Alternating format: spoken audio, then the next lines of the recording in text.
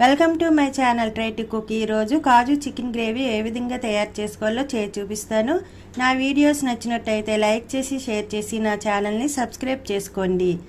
జీడిపప్పుల్ని కొంచెము నీటిలో నానబెట్టి ఈ విధంగా మెత్తటి పేస్ట్ చేసుకోవాలి.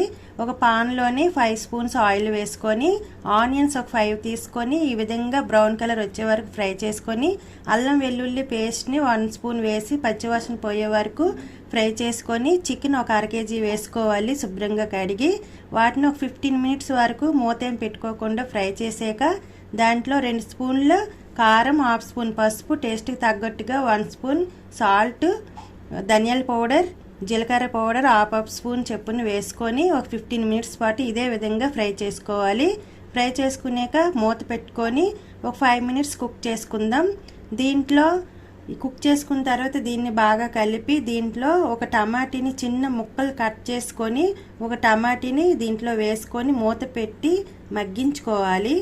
మగ్గించుకొని ఈ చికెన్ అంతా ఈ విధంగా కలుపుకొని దీంట్లో కరివేపాకులు కొంచెం టేస్ట్కి ఇది మంచి స్మెల్ వస్తుందండి. కరివేపాకులు కంపల్సరీగా వేయాలి. ఇదంతా కలుపుకొని ముందుగా మనం పేస్ట్ చేసుకున్న జీడిపప్పు వీటిని ఈ పేస్ట్ని మొత్తం వేసుకొని మొత్తం కలుపుకోవాలి.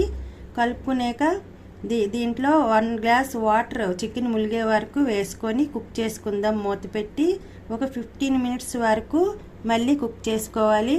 కుక్ చేసుకున్న తర్వాత దీంట్లోని ఇప్పుడు థిక్గా వచ్చింది కదా, ఈ విధంగా మొత్తం కలుపుకోవాలి.